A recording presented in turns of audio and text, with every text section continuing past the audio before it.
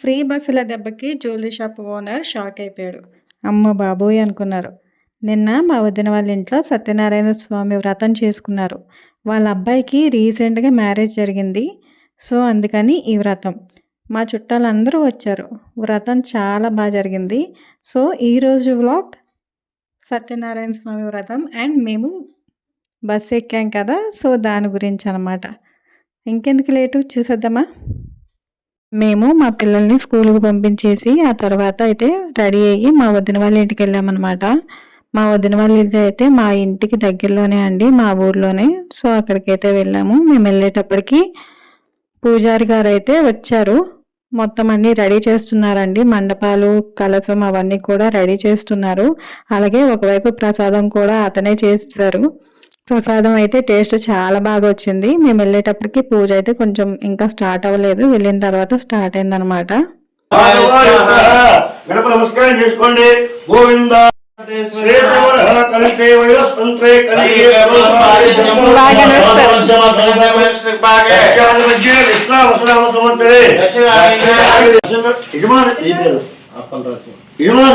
శ్రీమాన్ గోప్ర ముందు చంద్రాయ నమః, ఓం గజాననాయ నమః, ఓం వక్రతుండాయ నమః, ఓం శూర్పకర్ణాయ నమః, ఓం హేరంబాయ నమః, ఓం స్కంధ పూర్వజాయ నమః, ఓం సర్వసిద్ధిప్రదాయ నమః, కుమార గురువే నమః, నమః. నైవేద్యం సాక్షాత్ దీపం కల్పయామి. దీపానికి నమస్కారం, అక్షరేసి దీపానికి దీపానికి శుద్ధాలు వేయామి. నైవేద్యం ఇప్పుడు నీళ్ళు ఆకుతో అడిపడి బెల్లం మొక్క నీళ్ళు. ఓం భక్తు అశ్వదస్సు గుడో కలే చూపించి గణపతికి. ఓం ప్రాణ ఇస్మాం పాన ఇస్మాం బ్రహ్మ వచ్చే తాంబరం జీవండి. రక్షా అందోయామి. జై బలో గణేష్ మహారాజ్ కి జై. వర్తమాన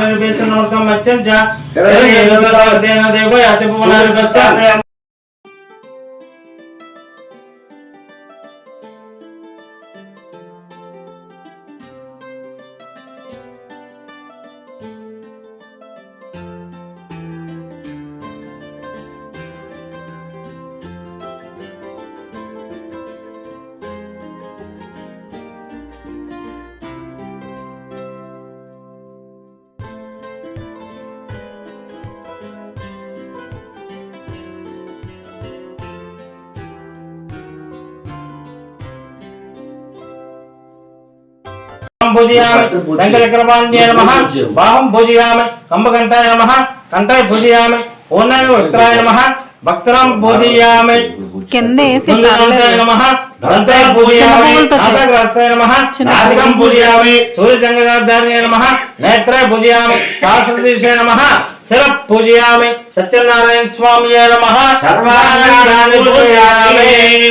ఓం నారాయణ నమః, ఓం నారాయణ నమః, ఓం సౌర్యే నమః, ఓం చక్రపాణ్యే నమః, ఓం జనార్దనాయ నమః, ఓం వాసుదేవాయ నమః, ఓం జగజ్జనాయ నమః, ఓం వామనాయ నమః, ఓం జ్ఞానభంజనాయ.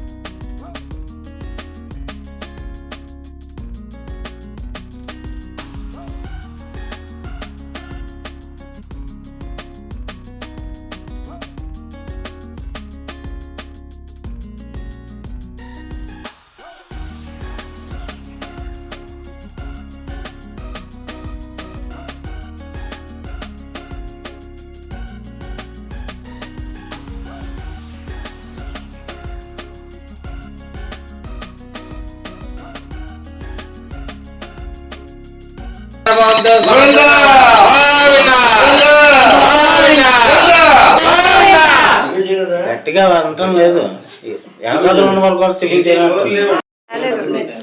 ఓం రాజాదిరాజాయ ప్రసన్న సాహినే ఓం వై శ్రవణాయ కూర్మహే రామేశ్వరో వై శ్రవణా దదాత మధ్యలో చేస్తే గొడవ అవుతుంది. సమయ కామాన్ కామ కామాయ వయ్యం రామేశ్వరో వై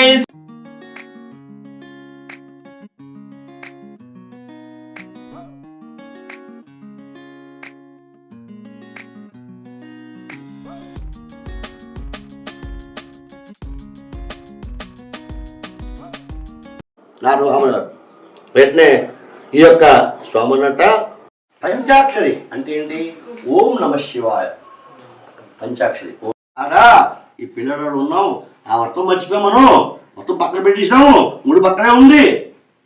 నువ్వు పుట్టు అలా అమ్మాయి పుట్టుడు చేద్దామంటే బాధ కన్నావు, బాసలు అయిపోయింది, బాసలు పెళ్లి కన్నావు, పెళ్లి అయిపోయింది, పుల్ల పని అయిపోతుంది, ఎలా ఖర్చులో ఖర్చు చేసేద్దాం అడిగింట. అన్నట్టు ఓ పిచ్చిదానా వర్తం అంటావేంటి? ఆవిడ వచ్చి ఎంత కట్టం ఇచ్చాం, బోర్డు కట్టం ఇచ్చాం, బంగారం పెట్టాం, బండి పెట్టాం, ఏమండి ఊరంతా భోజనం పెట్టాం, ఊరంతా ఐటింగ్ పెట్టాం, డబ్బులు ఎక్కడ మొత్తం అలా అమ్మాయి పెళ్ళికి మొత్తం డబ్బులు ఖర్చు అయిపోయాన్నట్ట. వీడియో రా మొత్తం అంటే వెనక్కి వెళ్ళిపోతున్నాడు అని మమ్మల్ని ఇలా బెక్కసిచ్చిపోయింటాడు. పూర్వం ఆడవాళ్ళట అలాగే ఉండేవాట, మెతంగా ఉండేవారు. తర్వాత చేద్దామంటే సైలెంట్ అయిపోతుంది. అలా కాదు భార్యవాడు భర్త వినమాట. మా పరిస్థితి వచ్చేది 3 సార్లు చెప్పింది. అందరూ నాకే సెకండ్ ఎక్కడ కూర్చున్నాం అన్నమాట. కాపలా అంటే స్వామివారే ఆ రూపంలో వచ్చారు. ఆ రాజుగారు కోట్లోకి వెళ్ళి విషయం అందరికీ చెప్పాడు, జరిగిందంటారు. అందరూ ఆశ్చర్యపోయాడు. అప్పటి నుంచి ఈ రాజుగారు బతికినంత కాలము ఏకాశికి పున్నానికి వ్రతాలు చేస్తూ, ఊట్లో చేస్తూ, రాజ్యపాలన చేస్తూ అత్యంతమైన మోక్షం పొందారు రాజుగారు. కాబట్టి వ్రతాన్ని ఎవరు చేస్తారో తప్పకుండా అయితే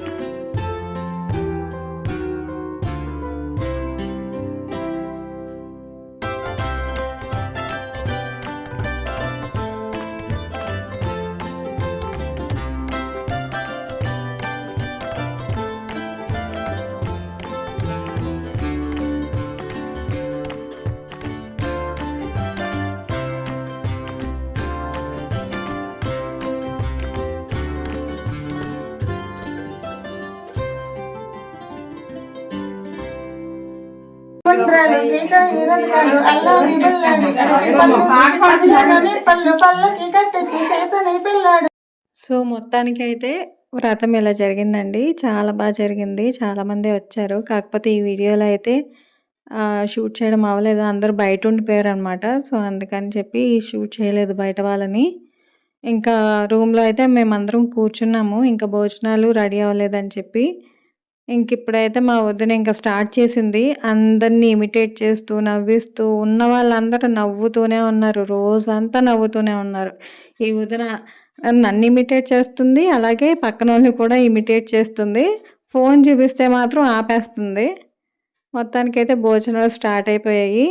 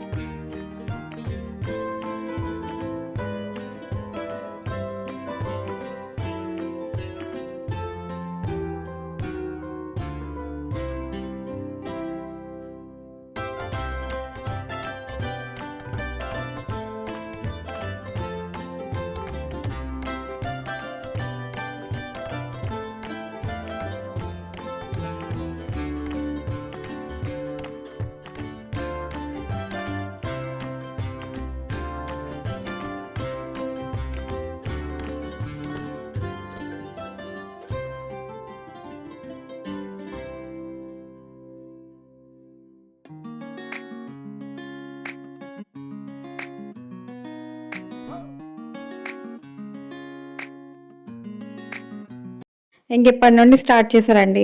బయటికి వెళ్దాం అని. దేనికి అంటే దీన్ని వెళ్ళి ముక్కు పొడుపు కొనుక్కోవడానికంట. చాలా సిల్లీగా ఉంది కదా, కానీ నిజమండి బాబు. ఎందుకంటే ఆల్రెడీ ఫ్రీ బస్సులు వేశారు కదా, ఎలాగో ఫ్రీ బస్సులు వేశారు, ఎందుకు వెళ్ళకూడదు అని చెప్పి మమ్మల్ని కూడా లాక్కొని తీసుకొని వెళ్ళింది. అందరం వెళ్ళాం.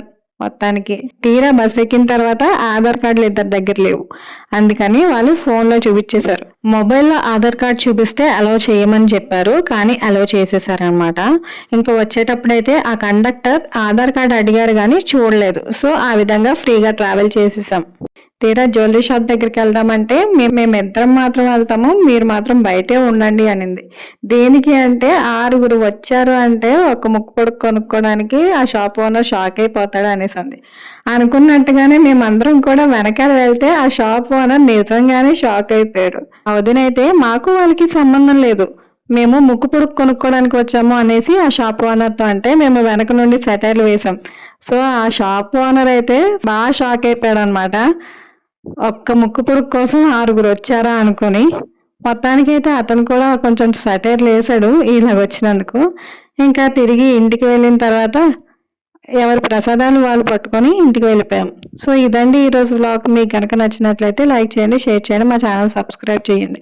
ఇప్పుడు కూడా చూసారా మా వదిన నా మీద అందరి మీద సెటైర్లు వేసుకొని నవ్వుకుంటూనే ఉంది, రోజంతా నవ్విస్తూనే ఉంది. బాబోయ్, ఈవిడతో ఉంటే గనక అలాగ పొట్ట చెక్కలైపోతుంది అనమాట. అందరికీ పొట్టలు నొప్పులు వచ్చేసాయి, బొక్కలు నొప్పులు వచ్చేసాయండి నవ్వలేక.